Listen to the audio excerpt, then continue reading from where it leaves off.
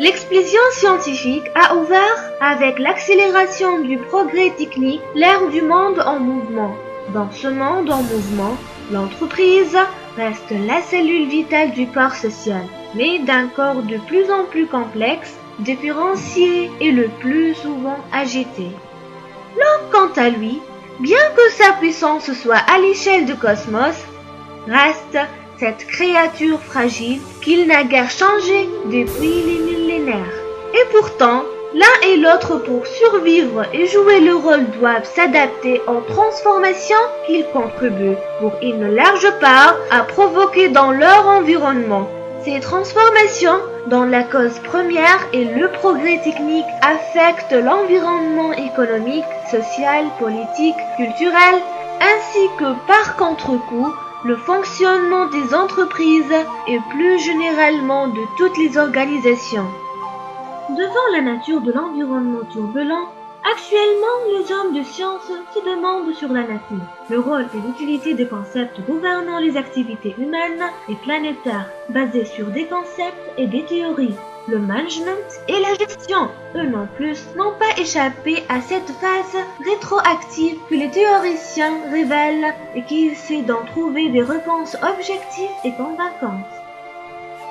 Une question qu'on peut le poser, que signifie le mot management? Le management est l'agencement dynamique des ressources et des énergies, en faisant face intelligemment à l'évolution de l'environnement et ses changements, afin qu'une organisation atteigne son objectif. Et que signifie le mot gestion? Gestion, c'est le processus impliquant simplement la mise en œuvre d'un certain nombre de méthodes et de techniques, permettant aux dirigeants de l'organisation de résoudre des problèmes qui leur sont imposés de l'extérieur par l'environnement sans manifester une autonomie particulière à l'égard de ce même environnement. C'est vrai que le management et la gestion sont deux concepts dynamiques et évolutifs, c'est-à-dire qu'on note la présence de la notion de processus, mais il ne faut jamais confondre entre nos deux termes, management et gestion. En effet, le management est la pensée intelligente en matière d'organisation et de recherche de la rationalité et de l'efficacité économique et sociale. Quant à la gestion, elle est simplement un style d'action, une méthode d'organisation. Elle est la concrétisation et la pratique de certains principes de méthode managériale.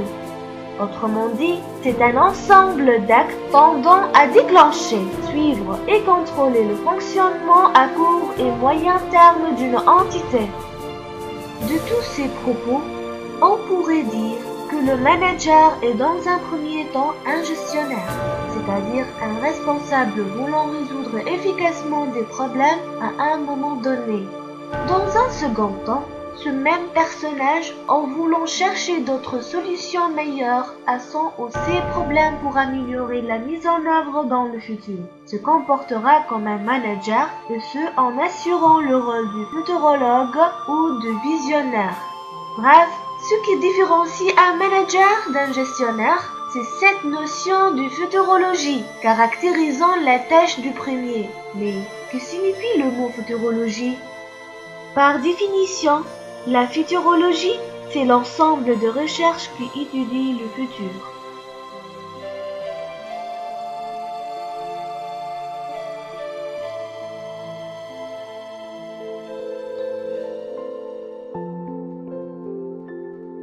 Le management s'étend bien au-delà du monde des affaires et concerne les organisations les plus diverses, fussent-elles gouvernementales, militaires ou religieuses.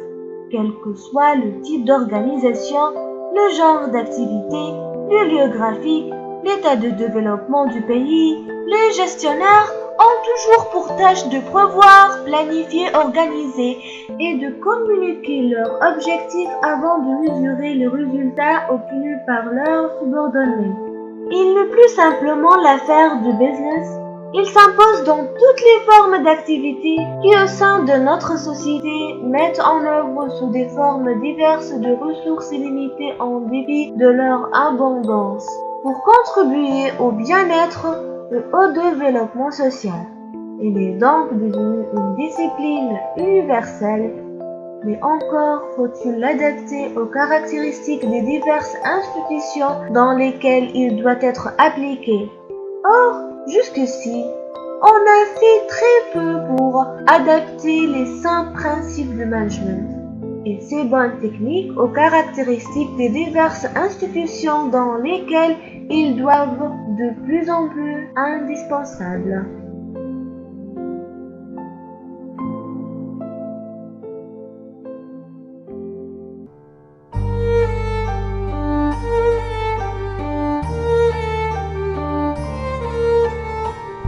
On sait que la science énonce la théorie qui permet de comprendre comment fonctionne une entreprise. Et on sait que l'art consiste à savoir comment se servir de la théorie dans un environnement donné. Donc le management est à la fois une science et un art. L'art sans théorie fait penser au sorcier qui guérit une maladie sans avoir fait des études de médecine. Il peut réussir dans certains cas, mais dans l'autre provoquera la catastrophe, par ignorance des principes qui gouvernent les fonctions du corps. Le management intègre toutes les connaissances scientifiques découvertes par l'homme depuis l'Antiquité et cherche continuellement la manière et le cadre qui permettent une application intelligente de ce savoir. Autrement dit, le management est un couple harmonieux composé par deux pratiques humaines, l'art et la science.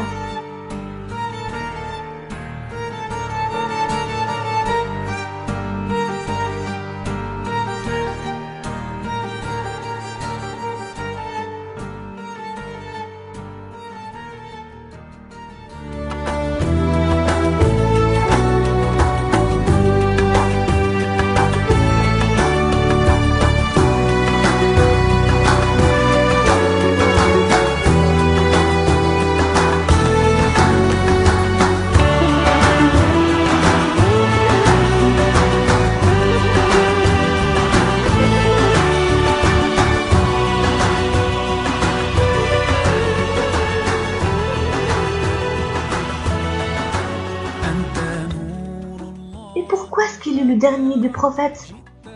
Parce qu'il ne réagit pas aux provocations, parce qu'il ne tombe pas dans les pièges de ses ennemis, parce qu'il rend le mal par le bien, parce qu'il est doux, parce qu'il est généreux, parce qu'il est hospitalier, parce qu'il est souriant, il est toujours souriant, parce qu'il est comme Allah le dit dans le Coran, وَإِنَّكَ لَعَلَى خُلُقٍ عَظِيمٍ. Tu as un comportement extraordinaire qui fait que tout le monde finit par t'aimer après t'avoir combattu par ignorance.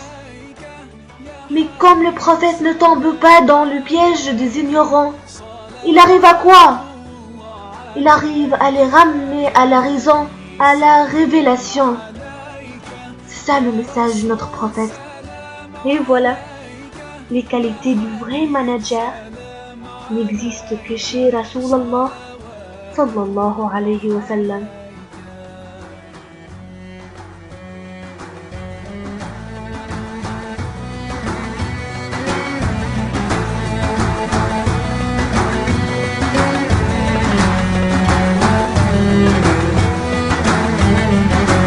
يرتوي بالحب قلبي حب خير رسل ربي من به أبصرت دربي يا شفيعي يا رسول الله أيها المختار فينا زادنا الحب حنينا جئتنا بالخير دينا يا ختام